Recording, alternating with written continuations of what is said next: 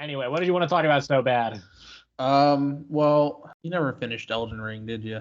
No. I got pretty far, but I didn't finish it. I beat the Fire Giant. Is the last thing I did. But I did see. So I saw the trailer dropped. I did not have time to watch it yet. Oh, I know. Listen, dude, I was. No, I know. I wanted to, but I was on my college campus quite a bit today. And then I was telling Sebastian I went on a comic shop tour to try and find this fucking Bone Orchard Mythos Tenement number 9. I went to 3 places, couldn't find it. So I went home, then I had to eat, and then I basically went straight to recording. So I haven't done it. And because the trailer is like 20 minutes long, isn't it? No. It's a 3-minute trailer. That was what you saw was the live stream beforehand. Okay, gotcha. There was like a 30-minute timer and then the trailer, but the trailer is only 3 minutes. And I could watch it right now and live react to it. You should. You really should. It's so good. Okay. I think a lot of this will be cut out, but why would it be cut out? Well, because I don't know, like it may just be me sitting here and watching the trailer and then not saying anything. So. Oh yeah. I gotta watch it with you. Okay. All right. On the Bandai Namco. I'm on the Bandai Namco one, the official gameplay reveal trailer. Gameplay reveal. Yep. Bam. All right. Okay. I'm at 0 seconds. It's paused. Let me know, and I'll. The thing is, I don't know if I'll be able to hear you because it'll be pretty loud through my headphones. So. No, it's fine. It's fine. It's super good. Ready? Yep. Oh shit, we have a release date. Okay. Yeah. I did not know that. I mean, okay, so is it new regions or is it because some of that did look like it was still. People are presuming, right? So you know how there's like the underworld of the Elden Ring, right? Yeah. They think it's gonna be like just like another one of those, like it's like another realm or something like that you can just travel to. But yeah, so I'm not entirely sure, but yeah, it looks big though. That's what I was most surprised I mean about. I was not surprised by that at all because Elden Ring's fucking huge. I mean, Elden Ring itself is huge, but I didn't think the DLC as well would be like an entire other world. FromSoft, they do some pretty big DLCs, not quite as big as like CD Projekt Red. To be fair, I've never played one of their DLCs before, so. Yeah, I mean, like the Dark Souls 3 DLCs are pretty. Like they're not like ridiculously huge, but they're definitely sizable. Yeah. And so is the Dark Souls 1 DLC. I think I haven't played the Dark Souls 1 DLC, but and the Dark Souls 2 DLCs are not, they're not that small either. And the thing that most stuck out to me there is that the bosses look better than the base game bosses. In the sense that because I just think like they look more unique. Because I got really sick of fighting the fucking Tree Sentinel 17 times. And like we fought Margit more than once. There's more than one version of Mogwin/Mode. So there's like, I'm glad to see there's some kind of more unique stuff in the bosses. Oh no, did the power go out? Oh shit. I will probably just say here a little disclaimer. Sebastian's power just flickered. Yeah, his end dropped out just there. So if that happens a couple of times, it's because his power's flickering in and out. But I'll stick them together and it'll be seamless. So yeah, I don't know. So we'll pick right up where we were though. I think the bosses look pretty cool and unique. Yeah. No, they look great. Everything about it looked great. I just like the some of the gameplay, specifically like some of the new weapons and that like the weird really dash. Like. Well, there was so there was like the 2 blades, there was like the throwing knives things, there was the new like spell looking thing with like the pink butterflies or whatever, and then there was also that new like bow as well that looked ridiculous. I really liked the look of that like big blue field. Yes, that looked really, really nice. Yeah. No, I mean, I'm excited. I've kind of the past like year, I think I've been saying to my friends and coworkers and everything, I've been like, yeah, I will finish Elden Ring when the DLC comes out, and then I'll just power through the rest of the game there. I mean, I love Elden Ring, but I was like, I may as well just wait at this point. Because that'll also be, I think, that'll get me back, kind of a good push to get me back to the game. Because also, like, at this point, I haven't beaten Elden Ring, but I know everything else that's left in the game, So it's like, I could go and fight Malekith, but I know he's there. I could go and fight the fucking Godskin duo, but I don't really want to. So, I think this will give me the kind of the push that I need to jump back into it. I mean, this DLC with with the way people are speculating that you access the DLC, it is endgame anyway. So Yeah, right. Well, I've been watching Halo Season 2. Oh yeah, how's that been Yeah, going for you? I really like it. Oh no. What do you mean, oh no? Yeah, that's Here's the unfortunate. thing. I didn't like Season 1. I did watch it as it was coming out. I think some of it was cool. I think the action worked pretty well. And I never played any of the games, so I'm not really all that mad that he's like taking his helmet off and stuff. Like, whatever. But I think there was a lot of other stuff in that first season that I just didn't like. For one thing, everything focusing on Quan Ha, that whole plot line, I just found not very compelling. That plot has been majorly reduced in season 2. It's still there, but it's not as prevalent, and also it's not as annoying. But mainly because I think Quan herself as a character is not as annoying. And I've always liked the Chief stuff in this show. And I think it's good. I think the action's a little bit worse, but they introduce Ackerson, who I guess is a character from the games, and I really like his performance. I think he's really interesting as a character in here. So I've been enjoying Halo Season 2, Sebastian. I don't mind saying so. No, I mean, hey, power to you, power to you. Episode 4 comes out tomorrow. I haven't finished episode 3. I have like 15 minutes left in episode 3. I'm really excited for episode 4 though, because the Covenant is on reach, Sebastian. Yeah, those words don't mean anything to me.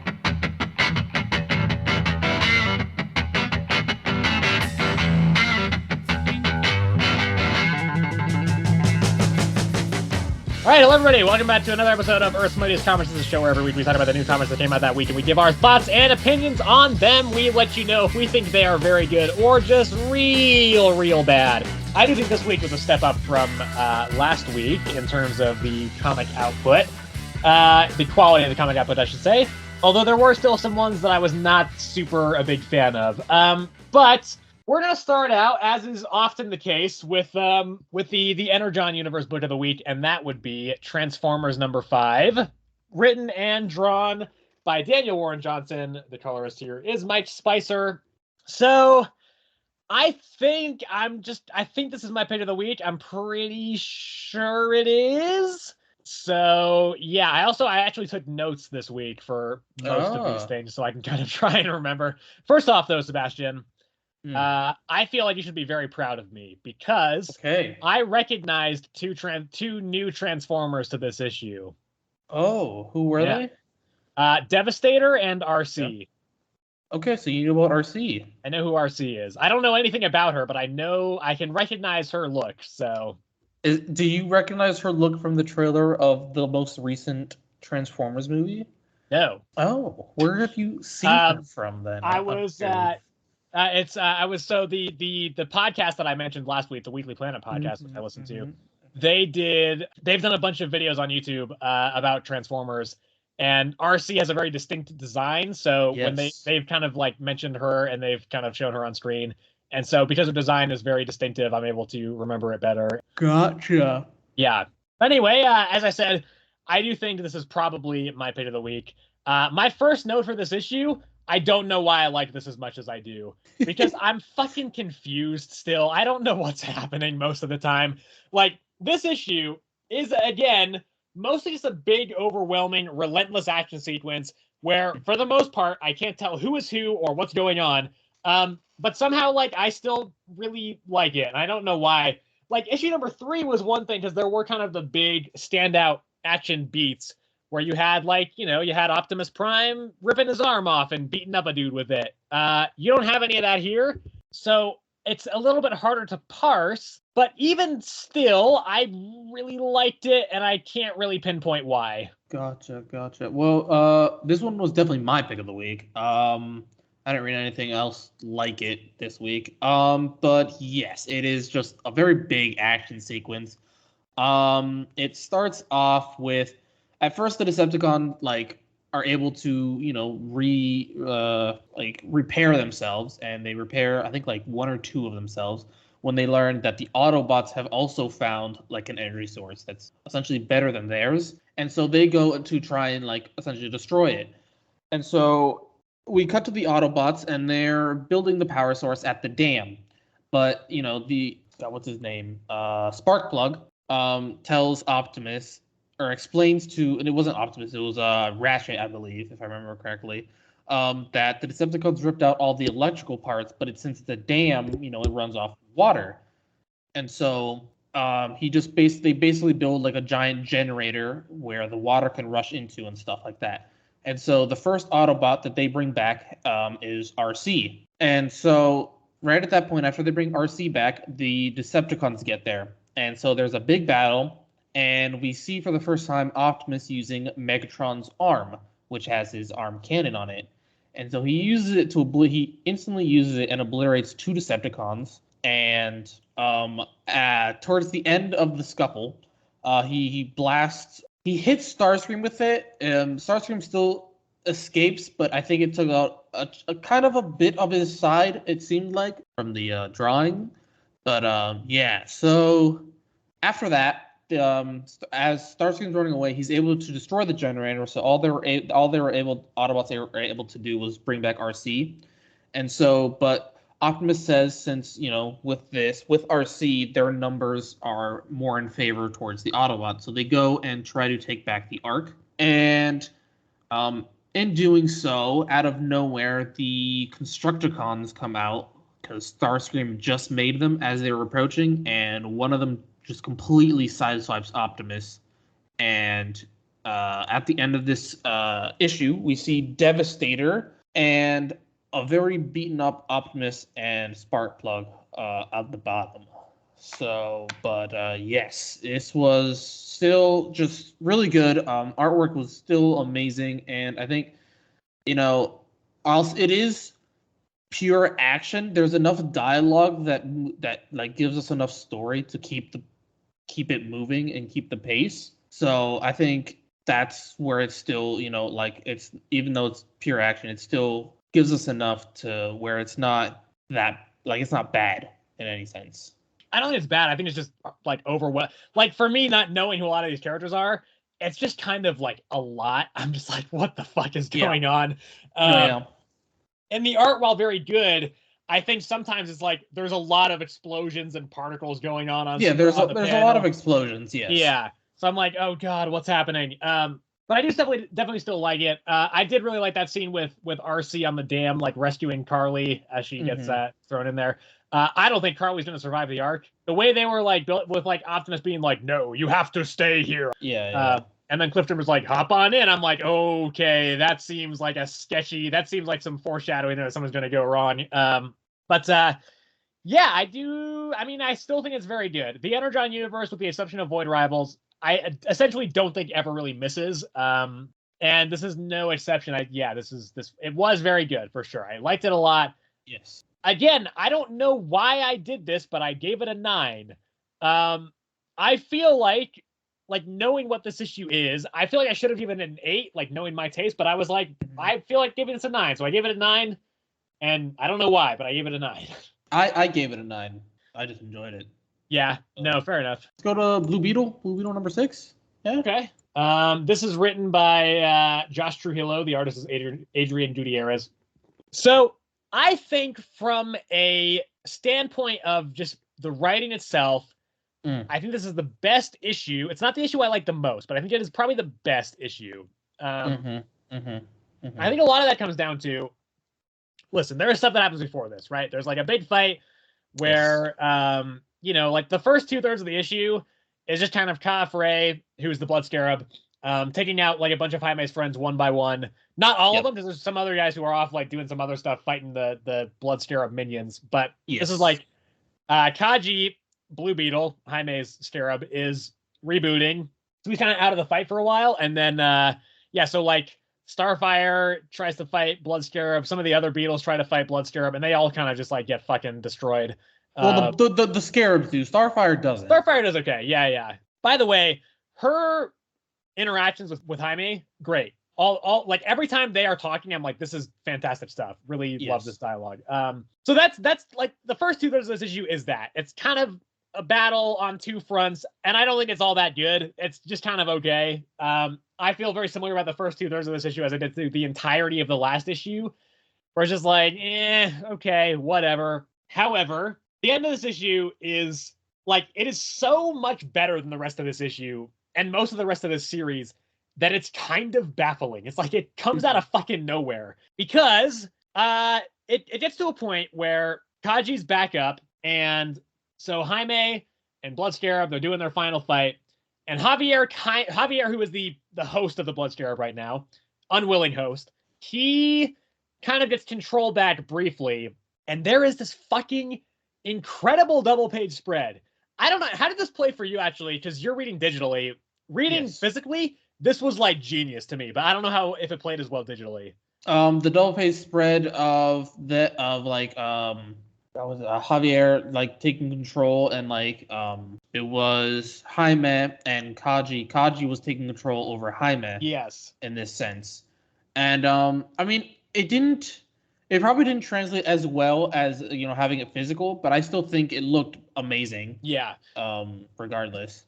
The part that makes this so fucking genius is that just like it's a double page spread, so it's across the one, the spread of the issue. And so the left page, you have Jaime's side. The right page, you have Javier's side. And they're mirrored, both in terms of the art and also the dialogue. Like, narratively, they're mirrored. So you have Jaime saying, I have to stop Kaji. You have Javier on the other side, on the right side of the page, saying, I have to stop Kafre. On the left side, it's because essentially Kaji takes over and is like, I'm going to kill this guy. It's the only way. And so now Jaime knows that the person inside the Blood Scarab suit is not, like, he's just trying to, like, live his life, and he is trying to break free of the Blood Scarab. So then we have on the left side, Jaime screaming, no Kaji. Blood Scarab is trying to take control back on Javier's side of the right side of the spread. And so Javier is screaming, no Kafre. And so you have that mirrored, they're fighting, and then it kind of, the last sixth of the page is one long panel across the entirety of the 2 pages, and it's Kaji making that final lunge, and then he fucking kills him on the next page with the full page splash page. And there's a lot of negative space, there's a lot of white space, and it's just like, it's Jaime just screaming Kaji as he fucking impales Javier. Mm-hmm. And it is so effective. I was just like stunned reading this. I was like, where the fuck was this writing the rest of the issue? And I think it's particularly 2 issues ago, we talked about when he was having his conversation with Starfire, when Jaime was having his conversation with Starfire, and saying like, hey, I think I have to kill this guy. We were both saying like, it's a great conversation, but we obviously know he's not going to kill him. So I was just like, holy shit. That was the first thing I thought of. I was like, oh, we were fucking wrong. And it's just like, it's fantastic. It's such a great way to end the issue. Although technically there is more where Jaime gets like ripped through space and time to some other random place we don't know about yet. But as far as I'm concerned, the actual end of this issue is that death, and Jaime just being like, there could have been another way, and Starfire coming over and like trying to kind of like make it feel like it's so fucking effective. It's fucking crazy. That part of this issue did so much heavy lifting to carry the rest of this issue. For me, the part that mostly got me there was like everybody else like kind of like celebrating, but Starfire was the first thing she said to him was like, she was like, I'm so sorry, or something like that. I think it was like, oh no, or something. Yeah, it was like basically like she knew what he was about to go through, like what had just happened. Yeah. And it was just like that, just like again, just Starfire and Jaime, just like everything about just them two together. Yeah. It's just like the best part of all of it. They're saving the series. Yeah. It really is. Cause oh my, I could care like the other 2 like scarabs at this point. Like I just find them annoying. I don't even know their names. Yeah. I don't even know their names. Like they're just so insignificant at this point. And like the whole like other aliens, like Uli or whatever. Yeah. Like I guess that like that's like kind of interesting because I just like didn't know about it, so like it was like fun to like learn about, but like even that, like it's just like, oh my gosh, just that. Also, don't forget gimmicks in her bag of tricks and Fade Away, Sebastian. Yeah, like I didn't even remember Fade Away. I'm gonna be honest. Yeah, like I remember gimmicks.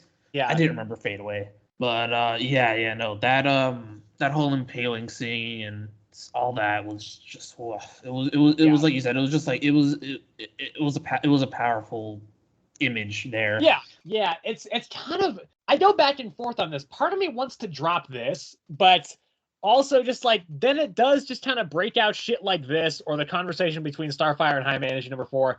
Like stuff where it's just like, damn, there's real fucking potential in this series. I just don't think it always gets there. Yeah, no, exactly. 100% agree with that. I'm a little torn on my rating though, because I think all right, I'll give you my sense. I gave it an 8. Mm-hmm. And the reason it's on, like, for me, this is honestly probably like a 7, but just that Starfire scene at the end is what got me, and that's what sent me over to an 8 simply. Yeah, this is tricky because when I finished reading the issue, I was like, oh, that's like, yeah, I think 8's a good score because that ending was so good, even though I think the rest of the issue is maybe a 6 or maybe even a 5. The thing is, about 10 minutes after I finished the issue, I was like, am I sure that it's an 8? Because I maybe want to give it a 7. So yeah. I think I am going to give it a 7. As much as I liked that last scene, I don't know if I can justify bumping the issue that much for that, ultimately a pretty small part of the issue. But I do think it was very good because I think that scene makes it worth reading. And next issue should be interesting because it is, as I understand it, it's a Keith Giffen tribute issue. Who Keith Giffen, for anybody who does not know, is the creator of Jaime. I think he actually wrote and drew Jaime's first appearance, so he is the main creator of Jaime. And he recently passed away late last year or mid last year. So that's cool. So not that he died, that sucks, but that they're doing a tribute issue for him next issue is cool. Yeah, so we'll see how that goes. This issue though, pretty good, definitely better than the last issue. And I think one of the better issues of the series, but not my absolute favorite. I think I will talk about let's do Blade. I'll do Blade. Okay. This is Blade number 8. It is written by Brian Hill. The artist is Ellen Acosta-Durande. Okay, so here's the thing. It's not as of the past couple issues. I don't think it's bad, but I think it does kind of take a step down a little bit.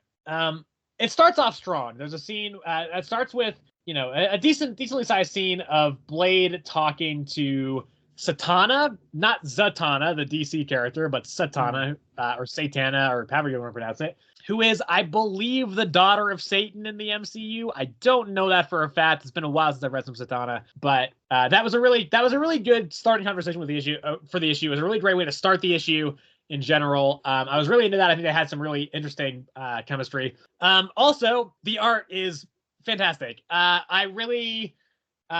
It's great to have Ellen Acosta-Durande back on the art. Her art is so damn good. I wish she had more work at Marvel because it's just fantastic. And she has not been on the series for a little while, so it's really good to have her back. She's going to be off next issue again, but she'll be back for issue number 10, which I think is the final issue of the series, but we'll see. So after that, they conduct a ritual, Satana and Blade, and they send Blade to Hell, where he goes and recruits Draven, who, if you remember, Sebastian, he's the guy from the first issue who was the warrior that was supposed to kill the Adana, but then Blade killed him. So that dude's back. And so Blade goes in and recruits him from Hell. Oh. And yeah, that's kind of it. And, it's not bad. I think it's pretty good. There's no action in this issue, which is fine. This one does have kind of the problem, though, that I've had with previous issues where the cliffhanger seems like it's kind of a weird place to end the issue. I don't know why this series has that problem so much, but I just this is the 5th issue of this series where I've been like, why is this the place where you are cutting this? But yeah, this is one that I don't have a lot to say on because it is it's simple. It's kind of just split between the Blade and Satana. Okay, this says Satana Hellstrom, so maybe she's Damon Hellstrom's daughter. So that would make her the granddaughter of Satan. Sister. Sister. Okay. That I think that's what I just read. Yeah. Gotcha. She is indeed the daughter of Satan. So yeah, so it's kind of split between that conversation and then Blade going to Hell. And I think the first half is better than the second half. I would say the first half's an 8, the second half's a 6, so I gave it a 7. It's it's still decent, but I don't think it's as strong as the past couple issues have been. Okay, gotcha. Yeah, I had to remember who Draven there was for a second. Yeah, I didn't remember him until halfway through their conversation where he's like, "You killed me. I was supposed to stop the Adana," and I was like, "Oh, okay, that's who this guy is." That took me a second to remember him. But okay, yeah. Wait, so did you say why he's going to resurrect Draven specifically? I think they just kind of. Oh, okay. So there was something. It was because I don't know if he was not entirely. I did take notes on this issue. I just didn't take. Oh, what? What is happening? What just happened? Why can't I hear you? I still have Wi-Fi. Oh. All right, people. It wasn't me this time. See, we're just having all sorts of problems today. But hey, Transformers. Yep, and Blue Beetle. And Blue Beetle. And about half of Blade. I would think more than half. Yeah, actually, because I think I mostly got through all of my points, and then you asked that last question. So, okay, hello everybody. We're back. You may have noticed that there was an edit there. So we were in the middle of recording yesterday, and then my computer just broke. It just fucking decided to self-destruct. The motherboard just completely got fried. So I'm on a different computer now. So so we were not able to finish recording yesterday. We got most of the way through talking about that Blade issue. I was mid-sentence when my computer just fucking broke down. So it's not going to be seamless. It is going to be there's going to be a bit of a, probably a pretty clear edit. So apologies for that. But yeah, yesterday, it's been kind of a cursed process recording this episode between the weird audio feedback, crackle, Sebastian's power flickering out, and then my computer decided. I do actually wonder, I don't know this for a fact, but I do wonder if the audio crackle had anything to do with the fact that my computer was kind of not. Maybe. Yeah. Maybe. Because the guy I was talking to said something about, the guy who was trying to fix this, something about static electricity buildup. I do wonder if that could have traveled down the mic line a little bit, the cable, and had some. Maybe. Regardless, apologies if this goes up late. Apologies if there's the editing is weird in this, but yeah. There was a point where I was just considering just saying fuck it and not finishing this episode at all. So we are at least going to try and get this episode up in its entirety. Anyway, last we left off, Sebastian was asking me why Blade is recruiting Draven, or was it some other question kind of related to that? No, it was why they had why Draven. Yeah, why Blade had gone back for him specifically. I don't know if he went back for him specifically. I think he was maybe just trying to get an army of the dead. I don't know. He might have been trying to get. He didn't really seem to be talking about anybody specifically when he was doing the ritual to go to hell. That being said, his kind of ally Ratha, who she's part of the cult of ninjas or something. I think, as I understand it, Draven is her adopted father, so that might have also had something to do with it. Because she was present when they were doing the ritual. She was there, kind of acting as a grounding force so that Blade could come back once he went to hell. So that's just where it ended. Like I said, I don't think the second half is as strong. I may have already said my rating. I don't actually remember. So if I did, then you're gonna hear it twice. But I gave it a 7. I can actually see myself giving this just a 6. But it's whatever. I think it did enough to get a 7, but just barely. I'm kind of watching the space. I do think it seems like, because today I think we have most of the list for upcoming comics in May, whereas we didn't quite have it yesterday. Blade is not listed, so I do think that issue number 10 might be the last issue of this series. And so if that's the case, I'll definitely stick around for it, because it's 2 more issues, and I don't think it's bad by any means. But yeah. Not quite as strong as the previous couple issues were. I guess I will go on to. I'll go Batman City of Madness. Okay. Really think about that one there. All right. Well, Batman City of Madness number 3, which I believe, if I remember correctly, this is the final one. Yeah. So writer artist Christian Ward. Writer and artist, same person, Christian Ward. And in terms of this one, I think it wasn't bad. It wasn't bad. We got a bit more context into exactly who was the Batman below.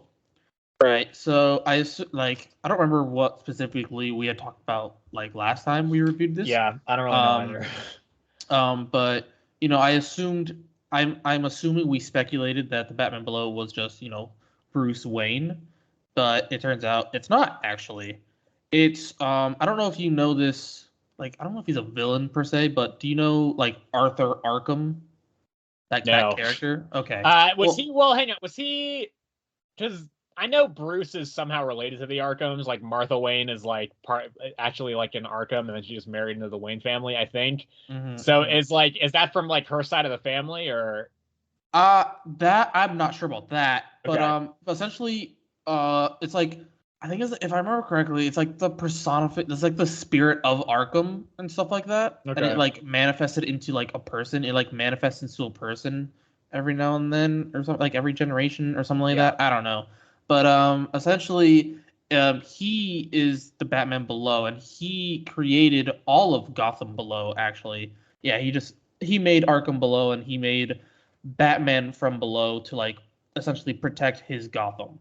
And so we learned all of this through the Harvey Dent from below, which we had seen in the previous ones, was communicating with Two-Face up above. And it turns out that he down below was a good guy because of the fact that Batman below killed Bruce Wayne, which was Harvey Dent's friend. So he wanted Batman stopped.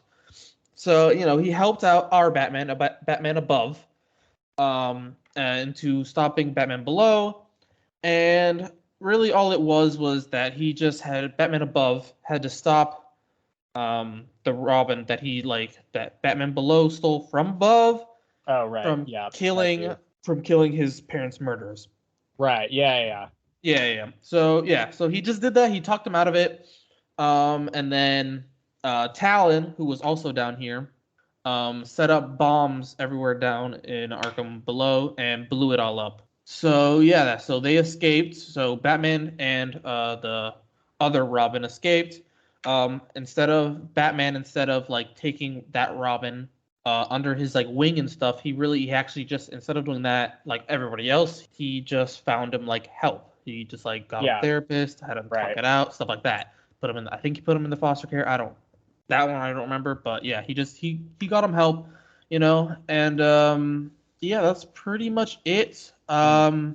I still think of the three, I think my favorite is still the first one. Yeah. Right. This one's not bad by any mean. I would just say, I don't know. It wasn't bad. It was okay. In my opinion, it wasn't anything to like Yeah. really write home about. I don't really have much to say about it. Besides that, really. So give it a 7. Okay. Yeah. Yeah. Because I didn't even like dislike last issue, but I was just kind of like, I think I give it like a 6. Yeah. And because this is a fairly expensive book, it's $7 per Hmm. issue. Granted, it's like 50 pages, so it is longer, and it's also like a big like square book as opposed to like your standard kind of rectangular issue. But I was just like, nah, not this time. So I will move on to Action Comics number 1062.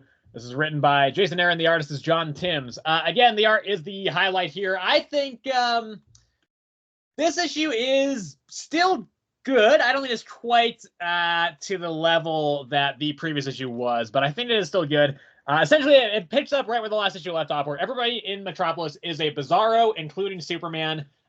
Except Superman's able to fight it off fairly quickly. So it's kind of played as he is like he has Bizarro in his head, kind of talking to him and being like, you become Bizarro super, or he's, I guess it'd be, you not become Bizarro Superman, just he talks in opposites.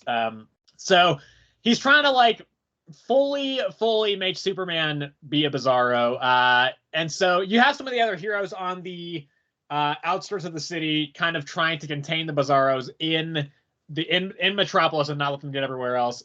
You have Dr. Fate gets turned pretty early. He becomes Bizarro. It happens off panel, but that's what Batman says. And yeah, I will say there's some pretty funny stuff. There's some gags where like all the Bizarro people get really pissed off at Superman saving them because they're like, you have they're like people falling from buildings being pissed that Superman like didn't let them die. You have like kids being pissed that Superman wouldn't like let a bus hit them. So it's like all the Bizarros just kind of being angry that Superman is saving them and trying to turn him into a Bizarro. And so that's most of the issue, is just Superman flying around saving people from who are Bizarros, because they're all just like constantly endangering themselves. He's like not sleeping, he's not resting at all. But he's constantly he's fighting off Bizarro, and I think it does really do a good job of showing the strength and the constitution of Superman, that he's like able to hold this off, because by the end it does spread beyond Metropolis. Everybody gets infected, like literally everybody in the world, it seems, beside, or maybe at least in the U.S. I don't know if across the ocean. But everybody in the U.S. becomes Bizarro, and so it ends with Bizarro, with not Bizarro Superman going to meet Bizarro Joker. And since normal Joker is this unhinged lunatic, Bizarro Joker is like this very like well-spoken, like chill kind of person.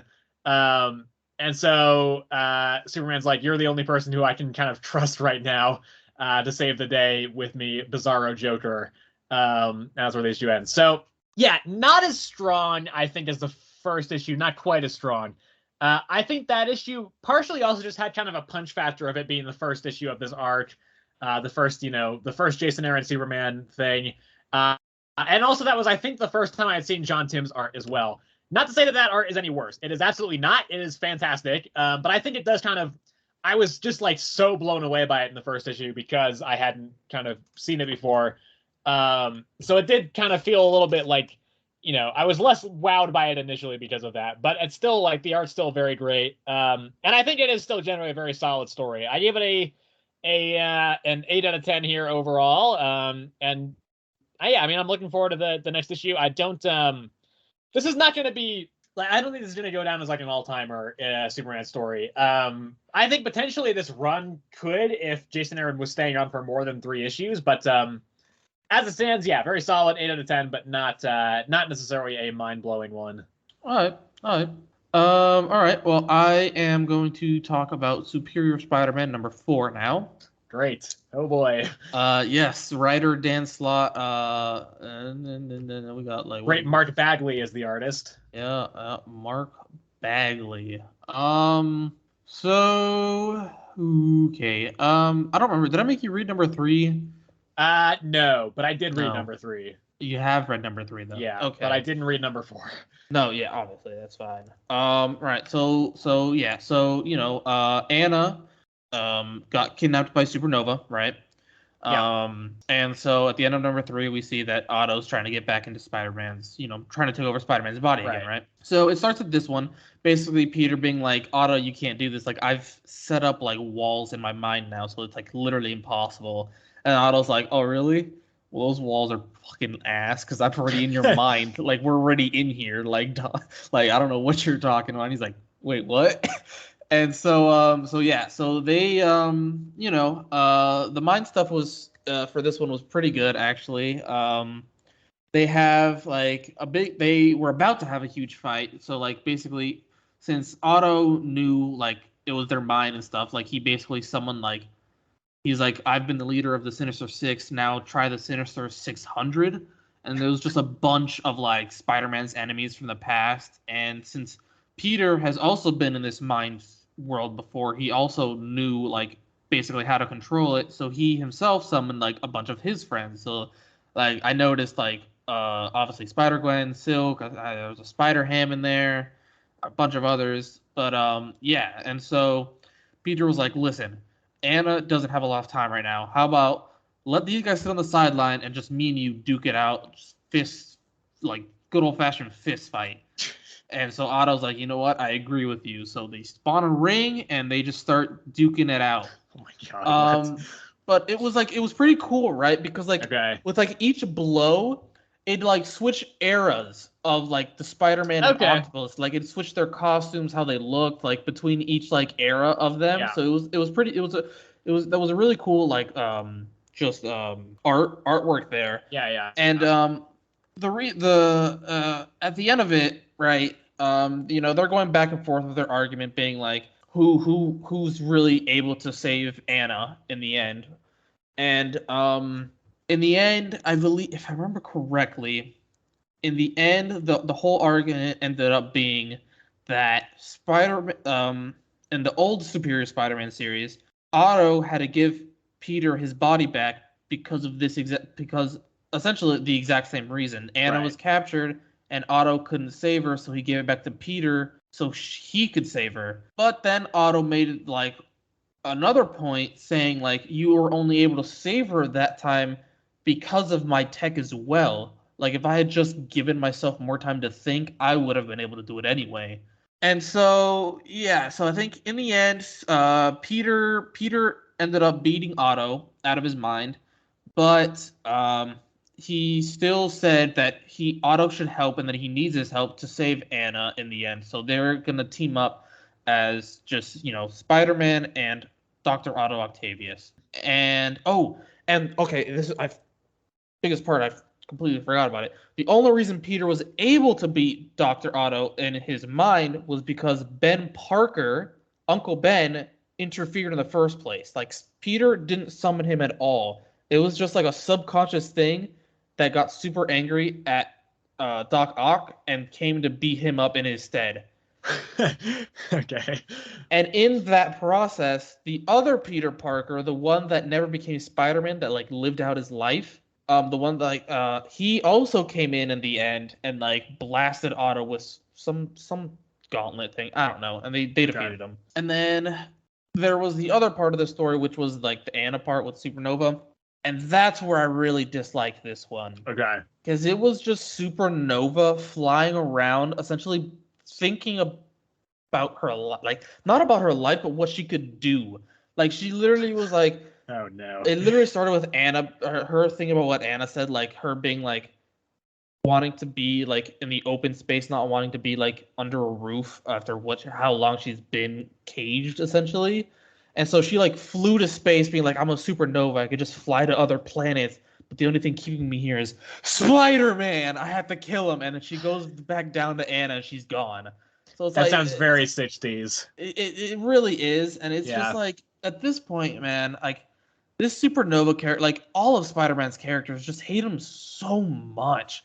To the point where it's like she could literally do whatever she wanted. Like she can literally live in space for the rest of her life. She doesn't need to eat. She doesn't like nothing. So yeah, just because of like that whole part. Like for me, story-wise, this issue was lacking. The art was great, especially the fight between Peter and Doc Ock. And this issue specifically was just great, but the story in this issue was just really lacking for me, and that's why I gave it a 5. How was Daredevil in this issue?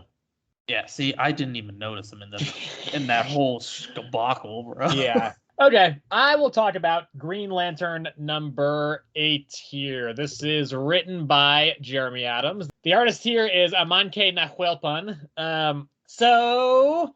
I think the first note I've written down here is we have officially found the plot.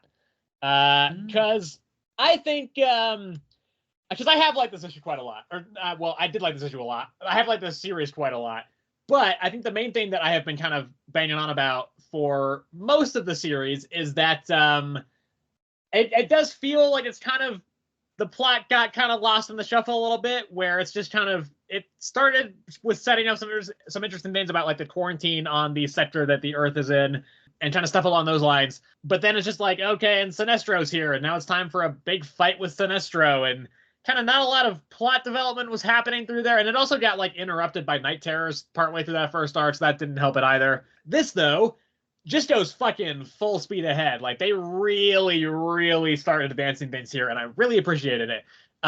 Because that's like, we actually have an actual decent idea of what Hal and the entirety of the core is up against right now. Because essentially, there's a bunch of power batteries for the Lanterns on different planets, and a bunch of them are just being destroyed.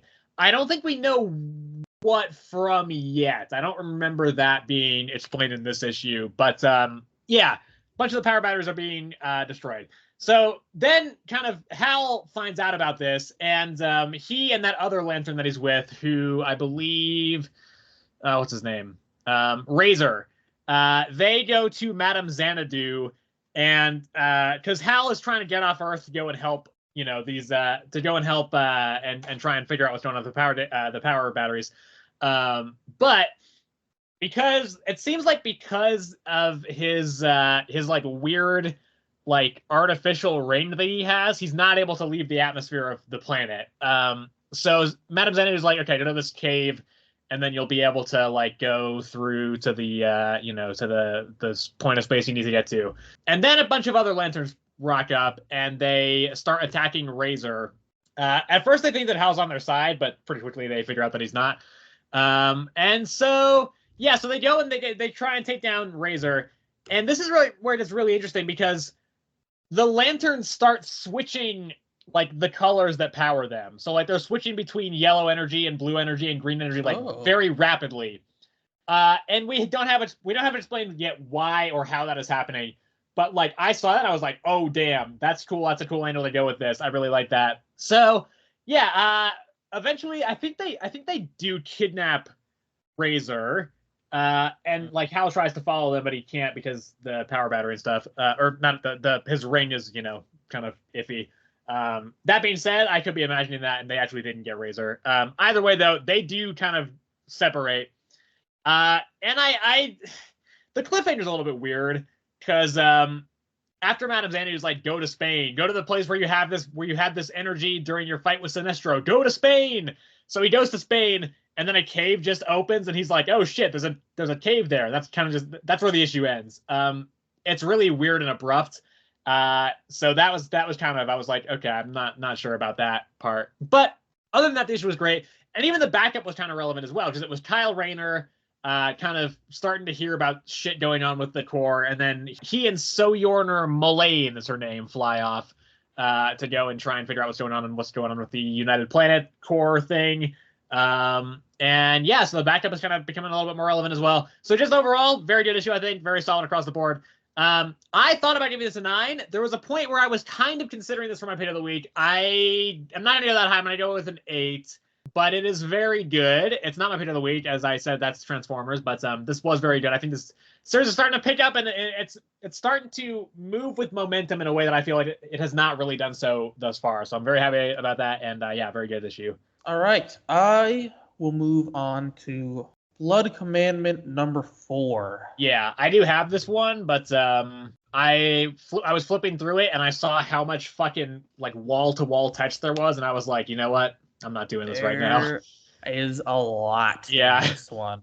So at the end of the last issue, real quick, the son, Ezra's son, is almost killed by Dracula. And so we're left with, at the end of that one, with the decision of whether or not he's gonna save him or not. Right. So at the beginning of this one, it opens up to Ezra actually giving his son his own blood, which obviously turns his son into a vampire. And so he now has to he has to live with that idea that his son is a vampire now. So he goes out and goes to meet up with, Vlad, I believe is what his name is. Yeah. In this. Yeah, so Dracula's at the bar, and this is where they just start talking. Yep. I really couldn't reiterate what they even talked about. I don't know most of it. I'm gonna be honest. Basically just being like, it was mostly just like Dracula being like, bloodlines this, like bloodline that, like stuff like that. Ezra didn't save his wife because he was, being Ezra, I guess. But they talk for I want to say 6 pages, just so much, and it ends with them fighting. At first it's Ezra just wailing on Dracula, but then Dracula gets up and he absolutely starts wailing on Ezra. And he, I guess, just does a better job with it because Ezra doesn't stand up immediately like Dracula did. And Dracula starts talking again, being like, look what you made me do, stuff like that. And, as Ezra starts getting up, he's like, yes, I knew you'd listen to reason, now just come home. And so that's when Ezra grabs the Dracula, turns Dracula over, grabs him by the shoulder, and impales and shoves him and himself through a wooden stake that was poking out the wall. I'm assuming from the scuffle. And in doing so, you see Dracula's eyes go human, and then just obviously close because he just got impaled through the heart by wood. So with Dracula dead and then also Ezra dead, that coincides. So now Ezra's son is no longer a vampire because that's how it works. Oh, right. Yeah, if I remember, if I believe. Yeah, if you kill the one that turned you, then you become yes. You become mortal again. So right. Ezra's son is no longer a vampire, but he now doesn't have a mother or father. And the issue essentially ends with the other police officer going to where the sheriff was and discovering the car inside of the home of Ezra, and her finding the sheriff's body as well. And we see Ezra's son wake up and him reading a letter that Ezra left behind, basically like talking about life, essentially, like just like for Ezra's son to like appreciate it. And yeah, that's where it ends. Besides the fact that this was a lot of talking, it was really good. Art is still amazing in this one. Especially the scene where you see Ezra giving his son the blood. It's just like basically pitch black. You can only see their outlines with just the red of the blood transfusion. Mm-hmm. That was like a really powerful scene right there. And yeah, story-wise, same old, still kind of the same thing from the beginning. I honestly didn't think that he'd end up killing Dracula. I'm gonna be honest. I didn't think they'd or at least I didn't think Ezra would be the one to kill him. After I saw the blood transfusion, I thought the son would come in and do something, but nah, he was knocked out the entire time. Yeah.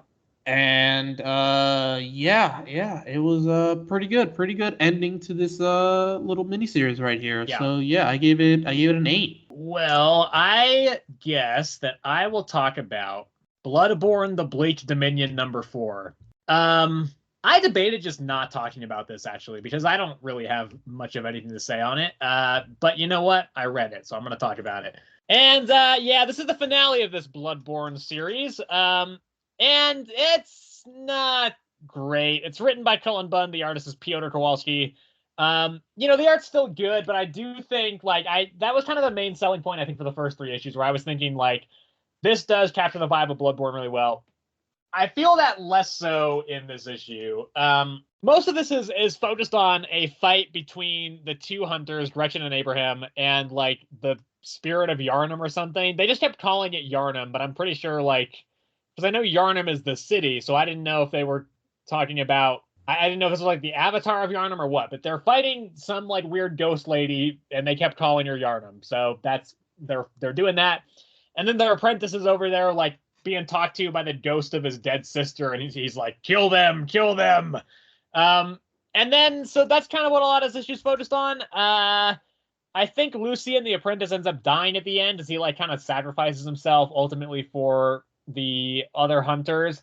There's an okay fight between Gretchen and Lucien. I think that's the best action sequence part of the issue, where they're kind of fighting and they're kind of, having some dialogue with each other.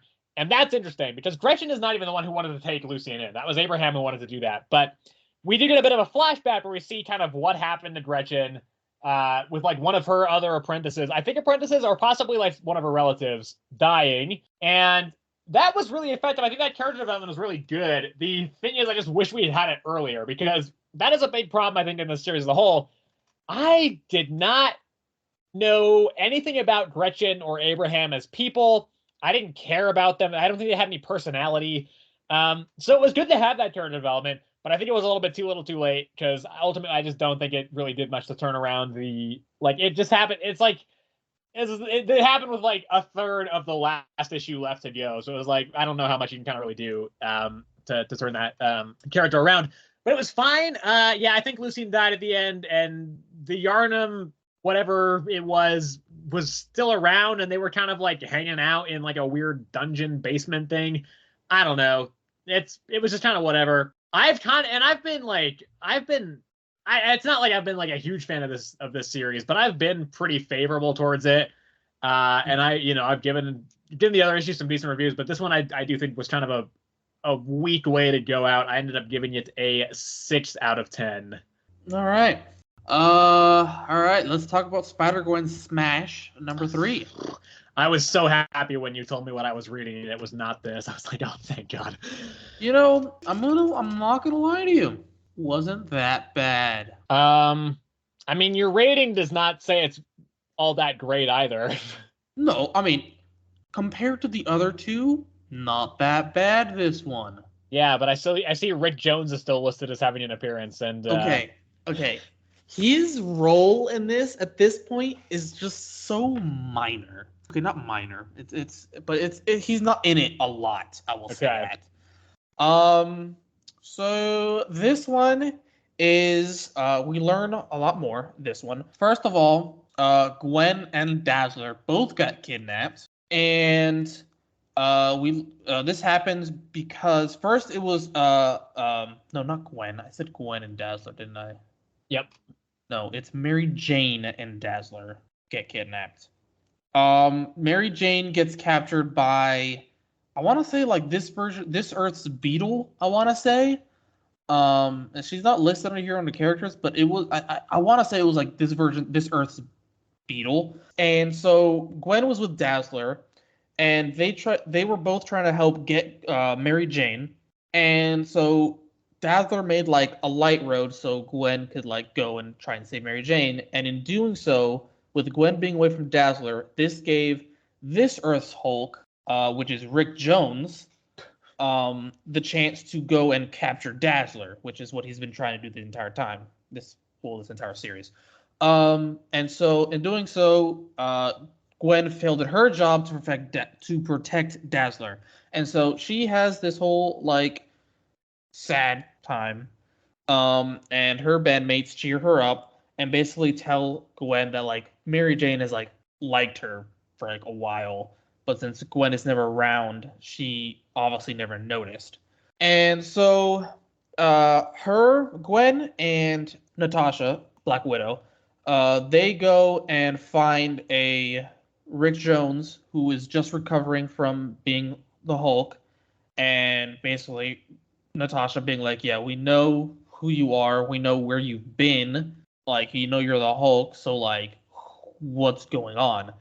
And this is where it gets revealed that Bruce Banner has actually been turning other people into the Hulk in this universe, and he was the one that made Rick Jones capture Dazzler because he's like obsessed with her. And at the end of this issue, we see what he did with Mary Jane as well, which is turn her into Carnage at the end of this issue. And so, yeah, I mean, I think, all right, story-wise, it was, for me, better than some of the previous ones.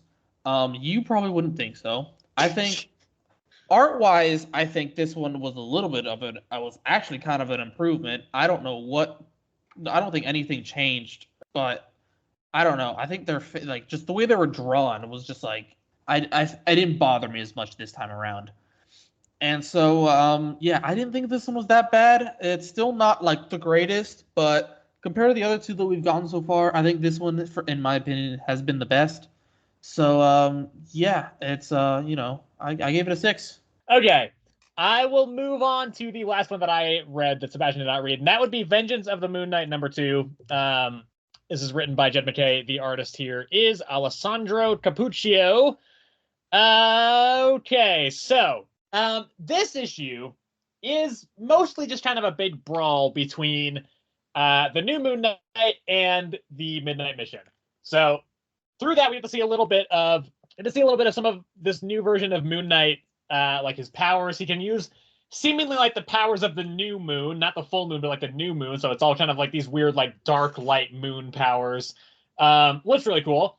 And so yeah, and so that's kind of what most of this issue is focused on, is kind of the big brawl between all of them. It is also becoming more clear how this first arc is going to be formatted, because last issue we had the events of the story told through the perspective of Reese, as she was in a therapy session with Dr. Sturman, who was Mark's old psychiatrist.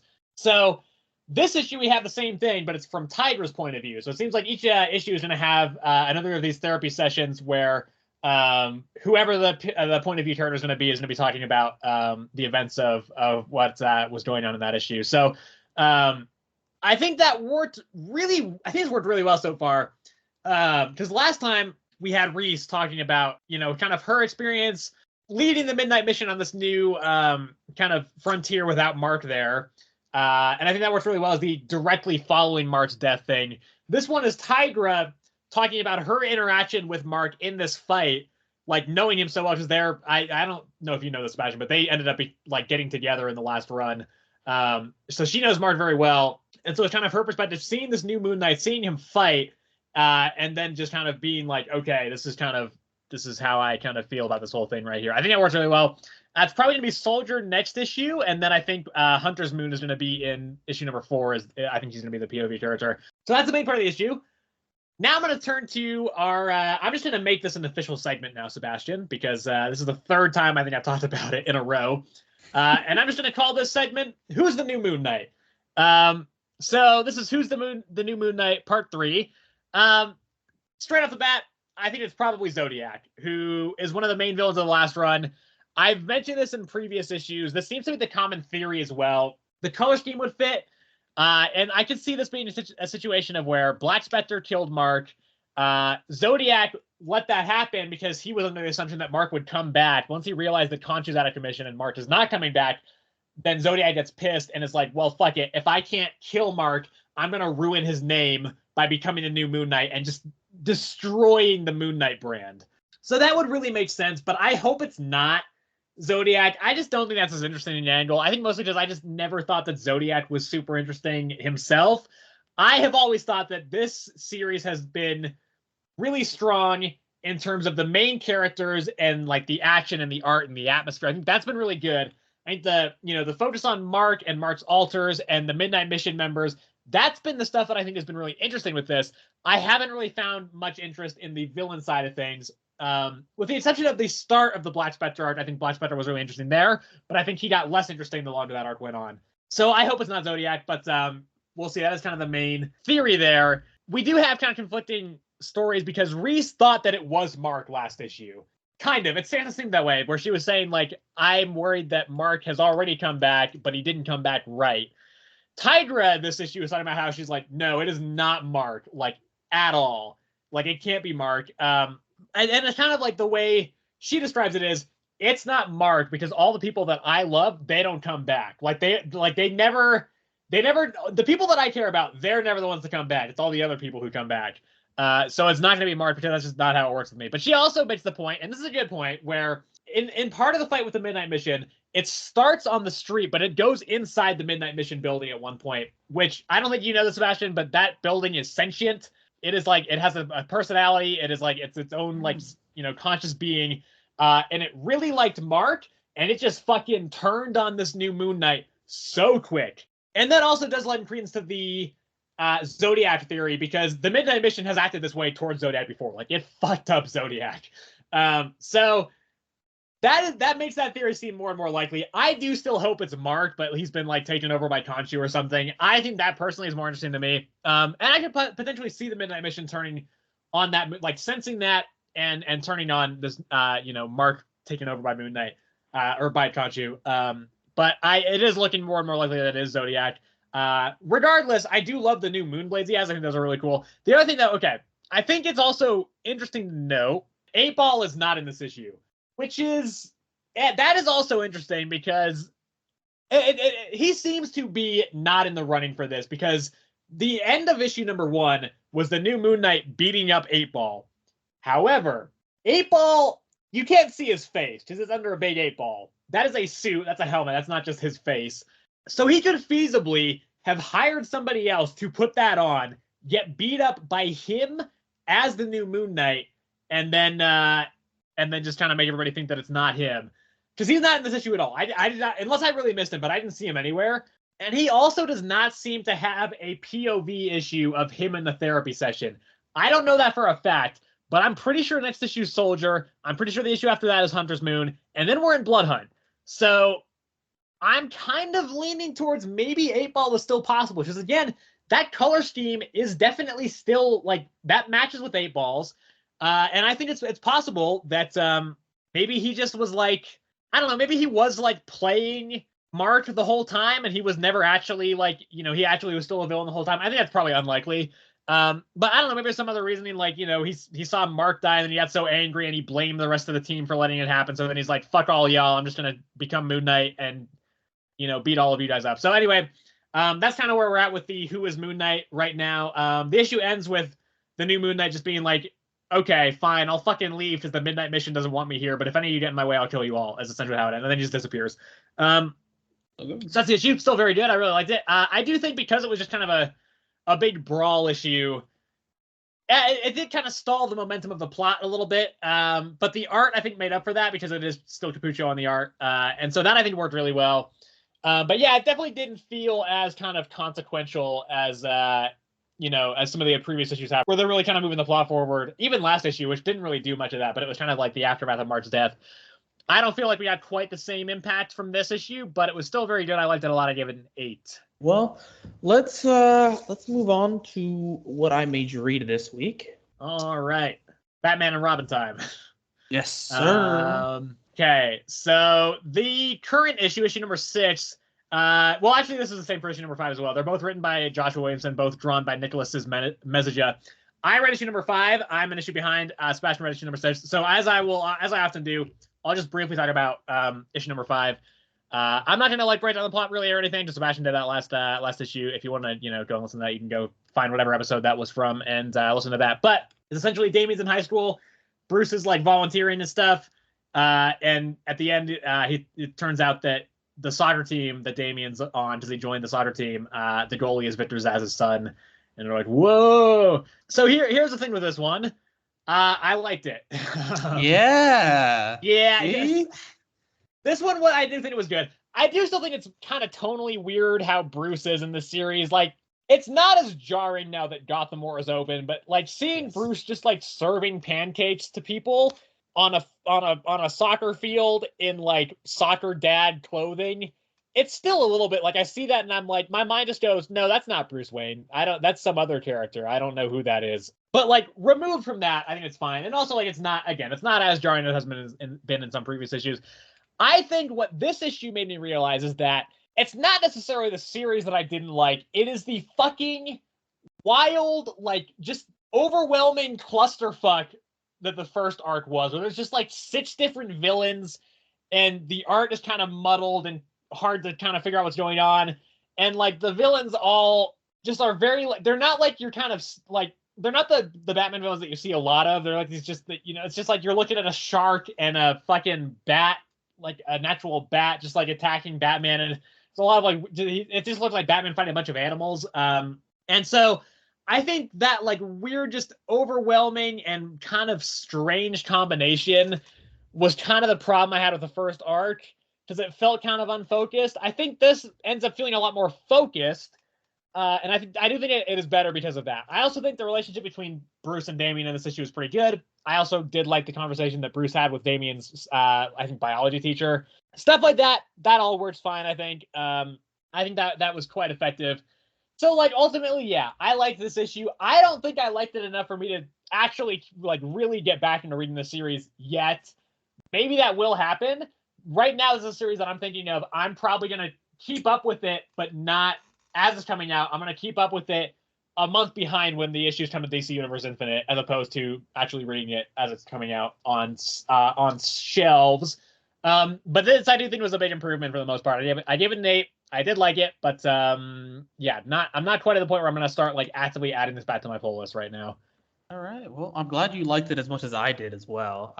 Yeah, I remember last time I reviewed this, I said I actually really enjoyed this, and I think you would have as well, if I remember correctly. So I'm glad you actually did. So this one continues off with that Victor Zsasz son storyline, and so we kind of go into it, and they have kind of a bit of a fast forward. They've been trailing. Do you remember what the kid's name is? No. Okay, I didn't remember either. It might be Shay. I didn't remember if it was Shay or not. I saw, It probably would be, because they're listed in both 5 and 6, and I don't see any anybody else that it would be. So All right. We'll just say it's Shay. Yeah. So they've been trailing Shay for, I think, if I remember correctly, 2 weeks. Kind of trying to see exactly what his deal is. They saw him, at that weird little warehouse with, that whole monument to Victor Zsasz, his dad. And so they've been trailing him for 2 weeks, trying to like learn his schedule, stuff like that. And he's never missed a day at school ever, except for one day, which is where Victor Zsasz is going to court to get an appeal or something like that. He has a court date, let's just say that. And so they found this suspicious, so they also go to the court date, and they're just like scoping it out. And then that's when Shay pops in and frees Victor Zsasz. So Batman and Robin both, go in, and Batman starts fighting Victor Zsasz, and while Robin fights Shay. So this is where Robin instantly, like, honestly almost gives away his identity. He's like, Shay, how could you do this? And Shay's like, wait, how do you even know who I am? And, some more scuffle happens, and this is where Shay reveals that Victor, like, yells out, like, to Zsasz himself, that you're my dad, that's why I freed you. And so he just starts laughing like crazy, and he's like, no, I hate kids, you're not my son.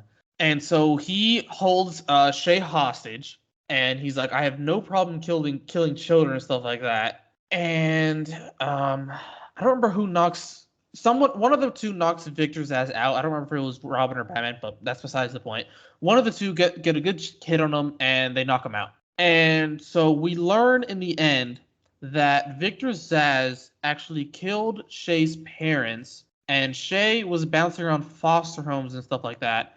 And he kind of made up, like, oh man, it's like I don't remember the exact word, but I'm gonna just like say like a protective memory in his mind, basically saying like Victor Zsasz killed his parents because Victor Zsasz wanted to free him or like save him from like his other parents, because he was his real dad. And so that's where he got the fact that Victor Zsasz was his dad from. He's not actually his dad. And so I don't remember, there was some sort of connection between that and Mr. Harsh again, and Shush specifically.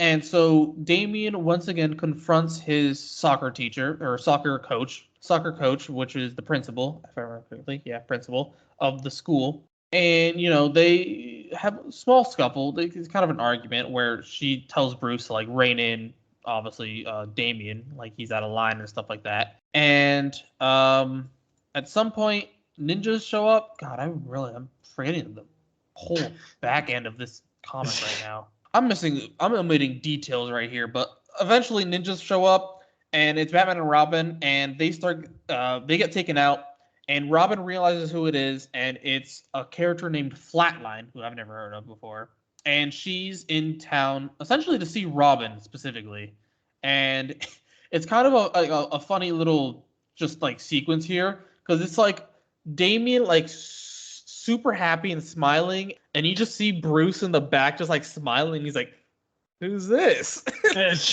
What the fuck's going on right now? It was kind of funny to watch. And so artwork, I think this one worked really well because it was like all super clean.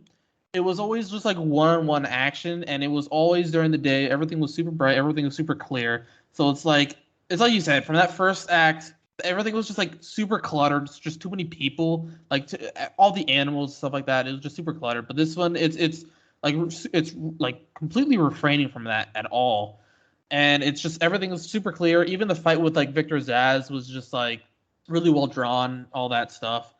And so I'm still really enjoying the story now. I'm excited to learn who this Flatline character is. Specifically, I guess. I gave it an 8. Next up, we'll talk about Daredevil Black Armor. I am talking about Daredevil Black Armor number 4, Sebastian read number 3. Yep.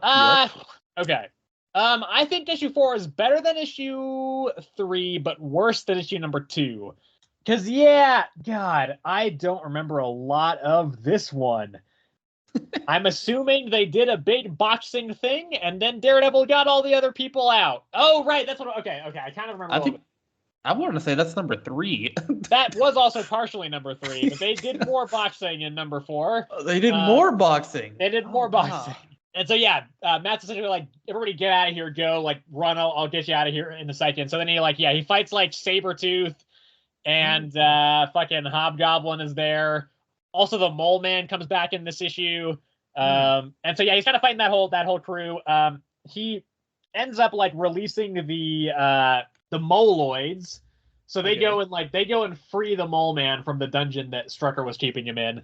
So they're doing that, and then eventually they kind of, like, Matt gets loose, and then he goes to try and escape with the rest of the crew, but then they go into, like, this big rocket, but Strucker kind of shuts it down, doesn't let them escape.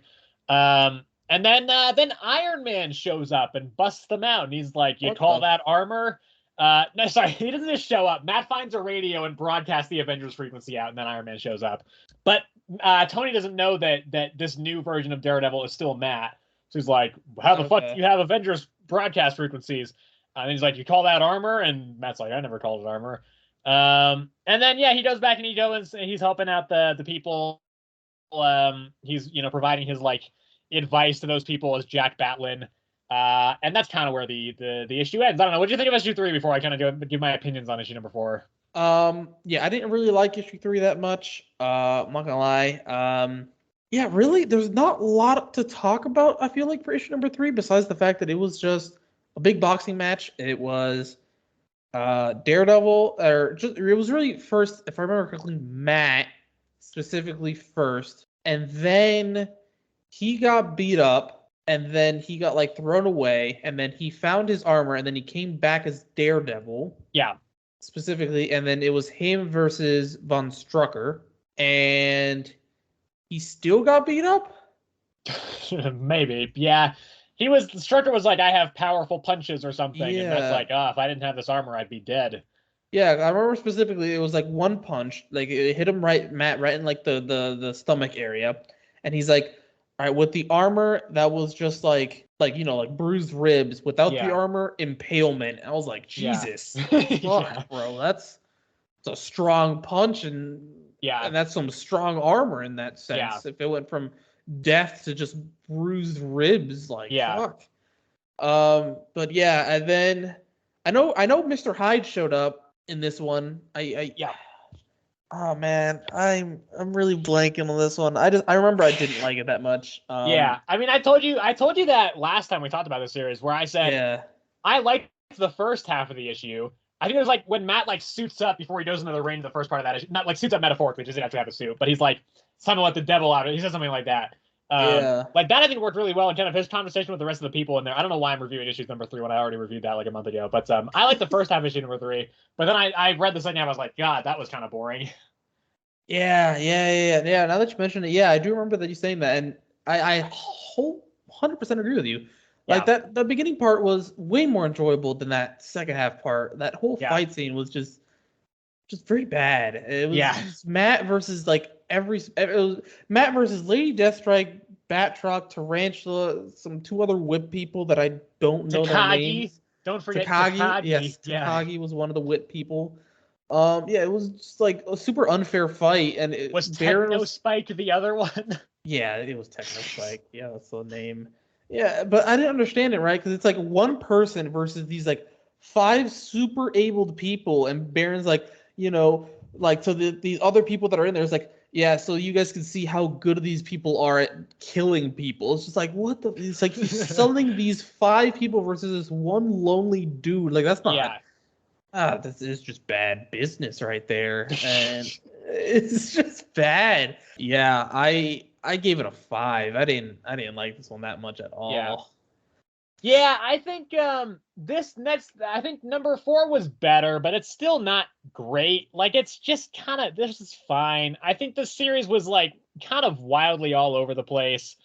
It did, like, the first issue made this series seem like it was going to be worse than it was overall. It did get better, but then it got worse again, and then it got very slightly better. So Yeah, it's just kind of it's fine, you know. It's fine. I gave it a 6. It's fine, you know.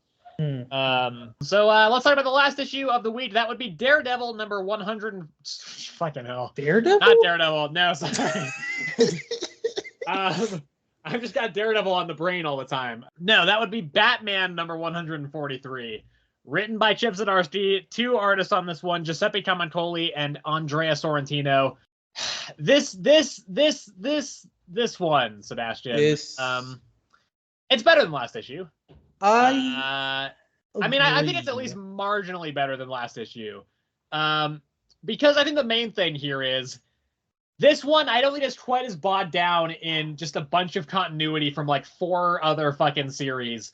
So like for a reading experience, it makes it smoother and easier to understand because you don't have to remember 4 other series that you may or may not have read. You just have to kind of remember the last issue. And as a result, I do think this issue worked better.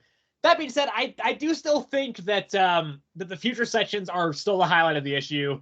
Again, the fucking art, the Andrea Sorrentino art, and those sections, it's fucking creepy, dude. Like the Joker when he like rising out of that lake. Yes. It's a fucking freaky, terrifying image. Like it's bizarre and creepy and freaky. So in that part we have like the Bat family just they've been Jokered up for a while. And then Selina also gets turned into a Joker. Because I guess it seems like it gets triggered by if somebody does the Joker laugh and you hear it, you turn into a Joker. So Selina gets turned. I really like in this section just Bruce's like general weariness, and he's just like, I'm so fucking done with this Joker guy. Like he does seem like he would actually kill the Joker in this universe, in this section. There's a point where they even try to like fake out you and make you think that he did shoot him because he's like holding up a gun. He's like, I'm gonna kill you, Joker. And then he's like, just kidding. I saw there was just a flag in the barrel, so you know it didn't do anything. The flashback stuff is fine still. Again, it reads more coherently than the last issue, but I still don't think there's anything really spectacular. Because this is mostly just concerned with the Joker trying to like cure himself of his fear of Batman. He goes to Bruce's old mentor, who was he was first introduced in the Night maxi series from 2022. I think it ran until 2022 to 2023. And then the rest of the issue, the rest of that section is Bruce and Jim kind of trying to take down the Red Hood gang, and that's kind of the extent of it. At the end, Joker does kill Bruce's old mentor, so that's something. But yeah, again, like it is better. I think the future stuff is still as good as it was in the last issue, maybe a little bit better. The past stuff is better because it is easier to follow. But I still don't think the past stuff is great.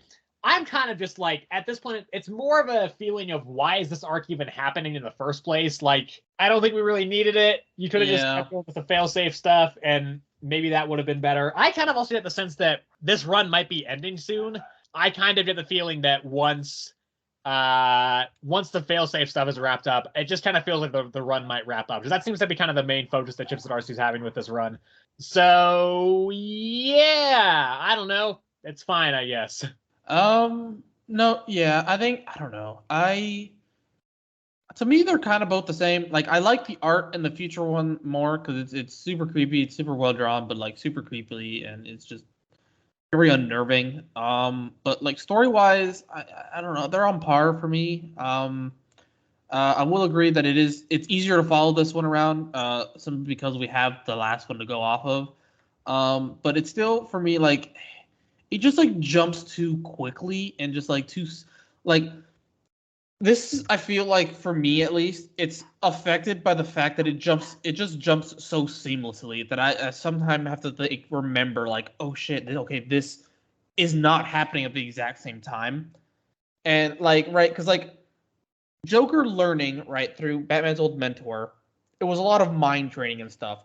So at one point, I literally thought that future stuff was happening in his mind for like a split second. I was like, okay, this is something new, and I was like, wait, no, this was the old one. This is the future stuff, and so like it just and you know, props to them that they're able to do it so seamlessly because that's like usually a good thing. But for me right now, it's like it's not. It's just not. And that's kind of dumb to say, but it's just I don't know. To me, it's not. Yeah. And so story wise, it's I don't know. They're okay. I don't really feel too like I I know I said last time that I am enjoying the like past stories of Joker, and I still am for the most part. Like I'm glad we're not like really learning his name and stuff like that, and I'm glad to see. Like at first, I thought like at the beginning of this issue specifically, I thought it was gonna be a lot of just like scared Joker, like not knowing what to do, and I was okay. But then we're towards the end of this issue, we see that past Joker like become like kind of like the real Joker, like that we know now, through Batman's old mentor. Like he like basically created the Joker as well, as much as Batman did. And the future stuff, I'm kind of confused about why it's happening in general, to be honest. I don't know if I missed that one in the first issue of this arc, but yeah, I'm not sure why we're actually experiencing that at all. I don't know if you can. Okay, you don't know I have either. no idea. Yeah. Okay. Hopefully the next one will give us some more about like specifically just between Joker and Batman specifically. And I don't know. I don't even know what I want from this, honestly. It's just okay. Yeah. I initially had this at an 8. I don't know if that was a misclick or if I was just high. But Oh wow. I'm gonna give it a 7. I don't think it's bad, but I don't think it's an 8. So yeah, I'm gonna put it at a 7. Yeah, I feel like I talked it down it a lot, but I have it at a 7 right now. Yeah. But I think I'll leave it at a 7 because like my opinion never really changed, and I gave it a 7 for a reason. I think it was the art that like still got me. Just that creepy Joker crawling out of the lake just got me. I think if you liked that art, Sebastian, you should read more of the Bone Orchard Mythos Tenement because it's the same artist. I know. And it's a good series, Sebastian. Well, that is a wrap on this very cursed episode of Earth's Mightiest Comics. Next week, we have the conclusion of the Joker Year 1 thing, and then we're going to have 2 weeks before the next Batman issue. We're going to be back back in Failsafe stuff. Speaking of Bone Orchard Mythos Tenement, we have number 9 of that series coming out as well. We also have the new issue of Cobra Commander. We have a new issue of Daredevil. We have the new issue of Gods as well, which we recently found out is going to be wrapping up with number 8. New issue of Green Lantern War Journal, as well as Incredible Hulk, Justice League vs. Godzilla. Incredible Hulk, by the way, we'll see how that goes. Because I really like it issue to issue, but the overall plot, I'm like, where are we going with this? Justice League vs. Godzilla vs. Kong. Didn't love the last issue. Hope this one can kind of improve things a little bit. The Six Fingers is coming out this week as well. Six Fingers number 1, which is the companion story to the One Hand from the perspective of the serial killer. I am really interested to see how that goes. It's not written by the same writer, but it's written by another writer who is very well regarded, so I'm interested to see that. Superman number 11 is coming out as well.